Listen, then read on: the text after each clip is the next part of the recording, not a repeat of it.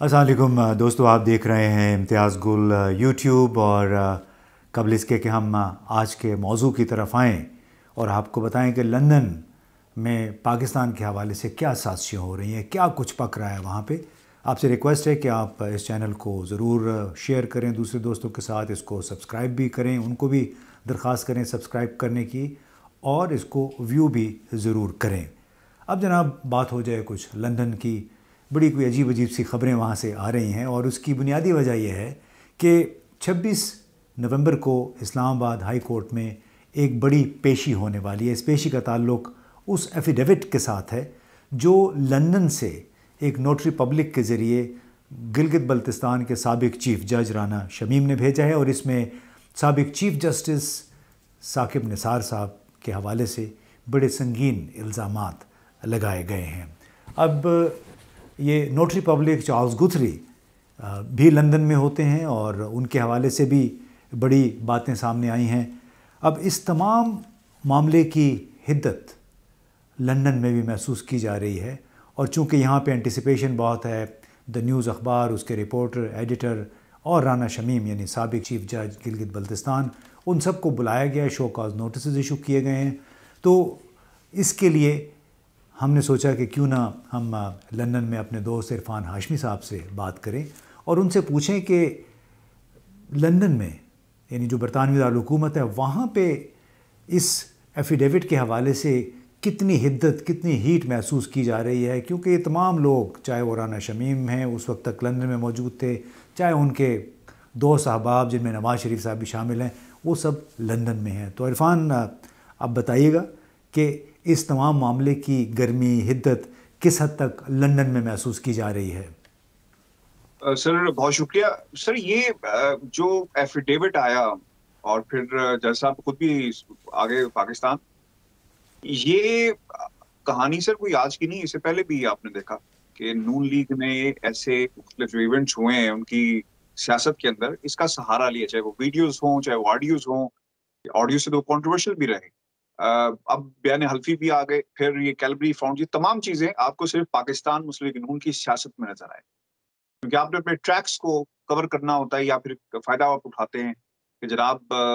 Cases पे इसका असर पड़ सके, फायदा हो सके। लंदन में जो हिद्दत है, जो टेम्परेचर है सर, वो हाई है। और ये भी कहा जा रहा है कि ऐसी और वीडियोस भी होंगी, ऐसे और बयान हल्फी भी सामने आएंगे। और जब हम कहते हैं ना कि ऐसे और बयान हल्फी सामने आएंगे, तो सवाल ये उठता है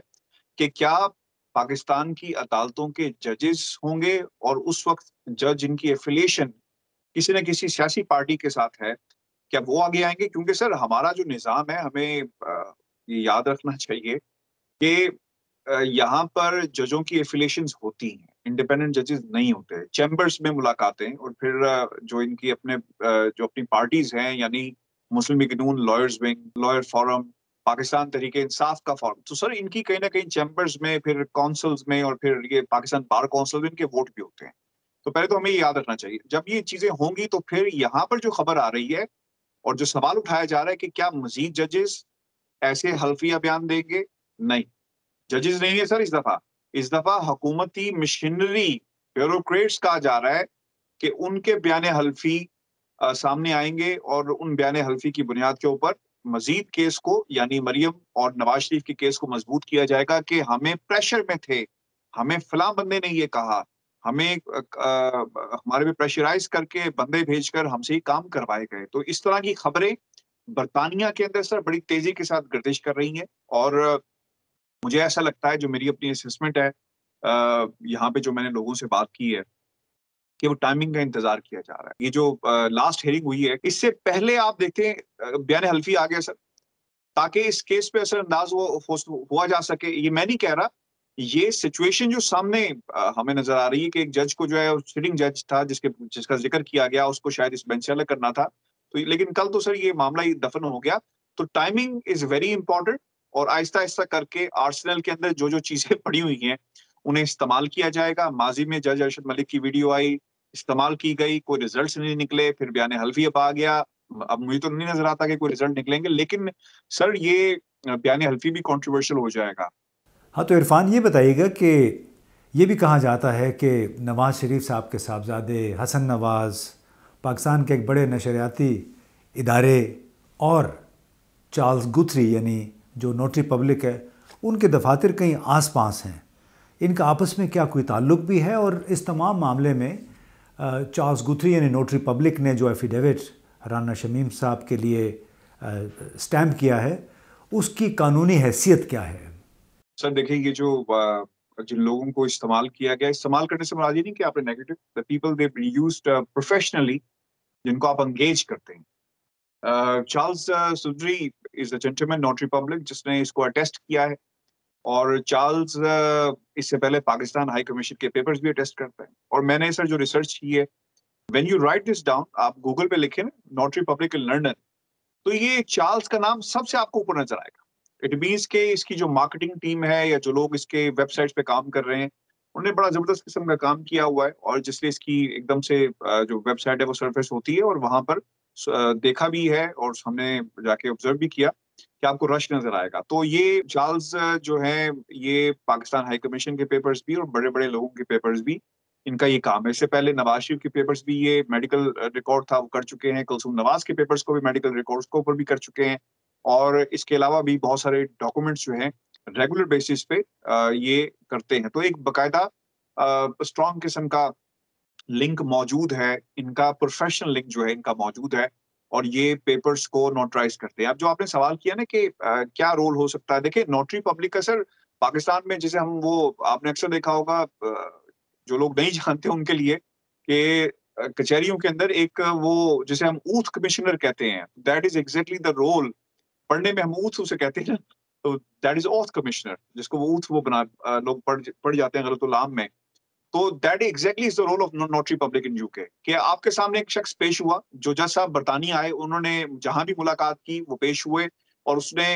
نوٹری پبلک نے جج صاحب کی شناخت کو دیکھا کہ یہ کیا واقعی وہی شخص ہے جس کے جو یہ تحریر دے رہا ہے، اس نے اس کے آئی ڈی کارڈ کو چیک کیا، پاسپورٹ کو چیک کیا، اس کے اوپر سگنیچرز کیے، شناخت کو اوکے کیا، لیگل کیا، اور اس کے بعد انہوں نے اس ایفیڈیوٹ میں پیپر میں کیا لکھا تھا اس کے اوپر دستخط کر دی۔ اس سے ان کو سروکار نہیں ہوتا کہ جناب اس پیپر میں کیا لکھا ہے، تو that exactly is the job of the notary public. لیکن میں آپ کو سر یہ بڑے ذمہ داری کے ساتھ کہہ رہا ہوں کہ یہ کہانی جو ہے یہاں پر ختم نہیں ہوگی، یہ معاملہ ابھی مزید چلے گا، اور جب ان جج صاحب کا جو چیف جج تھے گلگت بلتستان کے فارمر، ان کا سر یہ نام لیں گے، اس کے ساتھ ساتھ ایک اور کنٹروورسی جو ہے اس کے ساتھ جڑی رہے گی، اور وہ کنٹروورسی یہ ہے کہ کیا یہ ایفیڈیوٹ نواز شریف صاحب یا کسی دوسری شخصیت کی پریشر میں دیا گیا یا نہیں دیا گیا۔ یہ کنٹروورسی سر زندہ رہے گی، اس وقت تک زندہ رہے گی جب تک نون لیگ ان جج صاحب کا حوالہ جو ہے وہ دیتی رہے گی۔ جی دوستو، آپ نے سنا عرفان ہاشمی صاحب لندن سے ہمیں تازہ ترین بتا رہے تھے کہ کس طرح رانا شمیم کے ایفیڈیوٹ کے حوالے سے لندن میں بھی ملاقاتوں کا صلاح مشورے کا سلسلہ جاری ہے۔ معلوم نہیں کہ مزید کون سے ویڈیوز آئیں گے، کس کس کے بیانات، حلفی بیانات اور کس کس کی ویڈیوز سامنے آئیں گی، لیکن ایک بات بڑی واضح ہے اور جو خطرہ یہ لگ رہا ہے کہ ابھی اور بہت سارے ثبوت آنے ہیں، یا ویڈیوز جاری ہوں گی، یا ایفیڈیوٹ آئیں گے، اور ایسا لگ رہا ہے کہ برطانوی دارالحکومت ایک مرکز سا بن گیا ہے۔ پاکستان کی حکومت، پاکستان کے فوجی اداروں اور عدلیہ کے حوالے سے، اور ان کے خلاف کوئی حلفی بیانات تیار کرنے کے لیے لگ یہ رہا ہے کہ وہ تمام یہ ادارے اس وقت ہدف میں ہیں۔ اب اس تمام صورتحال کا نتیجہ عمران خان کی حکومت کے لیے، جی ایچ کیو کے لیے یعنی پاکستانی اسٹیبلشمنٹ کے لیے، اور پاکستان کی عدلیہ کے لیے کیا اثرات ہوتے ہیں، کیا نتیجہ اس کا برآمد ہوتا ہے، یہ بہت جلد ہمیں پتہ چل جائے گا۔ اور سب سے پہلے تو ابھی دیکھنا یہ کہ 26 نومبر کو جب اسلام آباد ہائی کورٹ میں تمام لوگ اکٹھے ہوتے ہیں جن کو شو کاز نوٹسز جاری کیے گئے ہیں، اس کے بعد یہ سماعت کیا رخ اختیار کرتی ہے، اور کیا اس کے بعد بھی مزید ایفیڈیوٹس اور ویڈیوز کے منظر عام پہ آنے کا سلسلہ جاری رہے گا۔